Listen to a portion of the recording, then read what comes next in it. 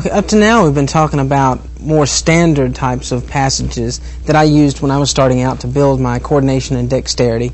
But now I want to get into some of the different kinds of unusual passages and licks that I do now that are a different sort of sound than that.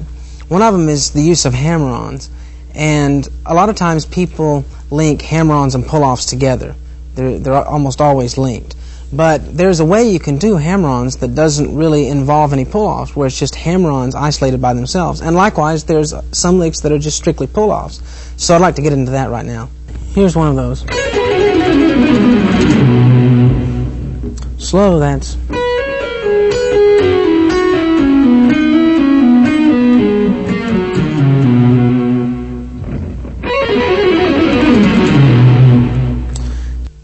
To play things like I just showed, which was hammer-ons, but mostly one note per string, crossing strings on each hammer-on. In order to get to that level, you first need to do exercises which will get you used to doing hammer-ons without pull-offs, doing more than one note per string. So a good exercise for that is this.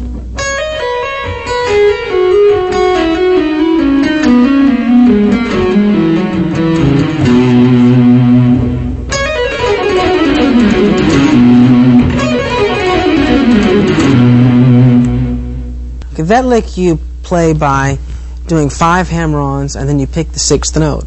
That's the pattern all the way down. So let's run through it. Hammer, hammer, hammer, hammer, hammer, pick.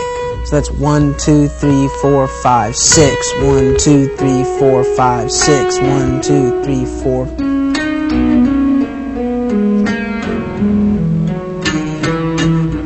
And on like that.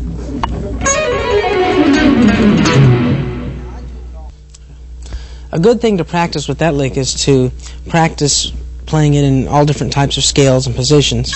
Major, which is the one I just showed, or in minor, or then you can get into switching the positions more rapidly.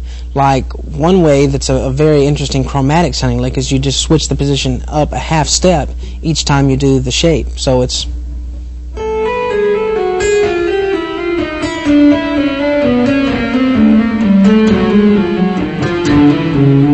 And that's one of those licks that's very hard to do. And it's a strange lick too, because it's one of those things that sounds one way slow, but it sounds totally different fast. Slow, it doesn't sound like much, really.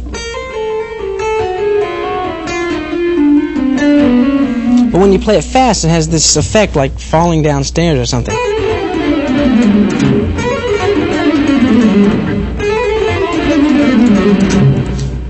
Also, you can get into a lot of very wide intervals using that technique, and it gets harder and harder the wider you go with the interval. One would be a diminished type of interval.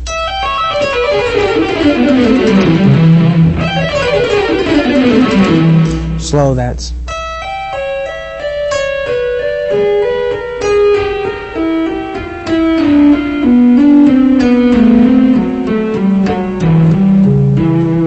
Or you can get even wider to like an augmented style interval.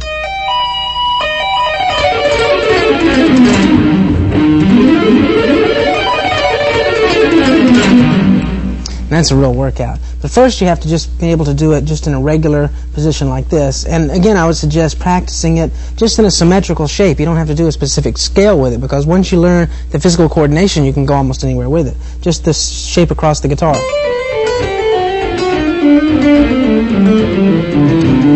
And once you get that as a coordination, then you can go. Or you can skip strings, or do, it can lead into any number of avenues.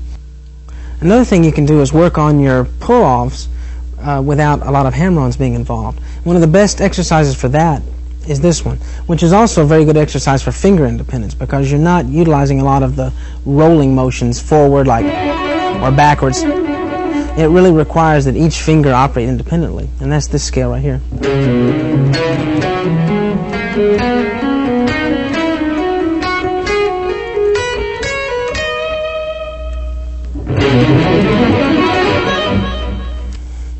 And then, just like in the other one when you went to a chromatic, just going up with each string switch, the version of that in this would be doing it like this.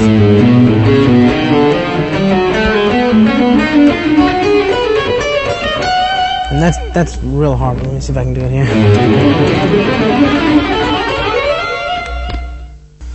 Okay, that was the ascending version of the pull-off exercise. Now there's a descending version of that too, where you're picking one out of every 6 notes. It goes something like this. 1, 2, 3, 4, 5, 6. 1, 2, 3, 4, 5, 6. 1, 2, 3, 4, 5, 6. Okay?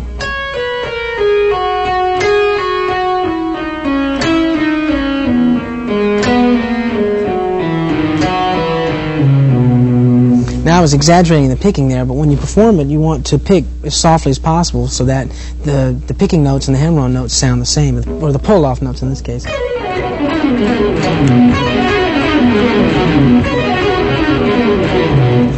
Okay, but also you can do something kind of neat with this, since it's downstrokes. A lot of the things I'm doing are upstrokes, but this is all downstrokes. You can grip the pick tighter, and every time you hit the downstroke, accent it a lot and put a harmonic in there, and it makes kind of for an interesting sound.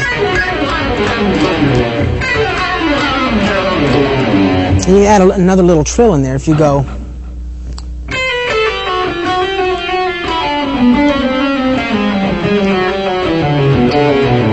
And that's like.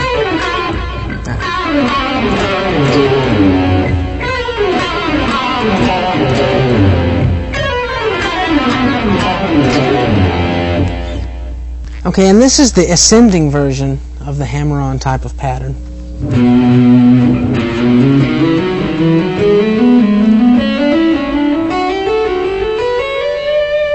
Okay, now that's the basic way you can do that.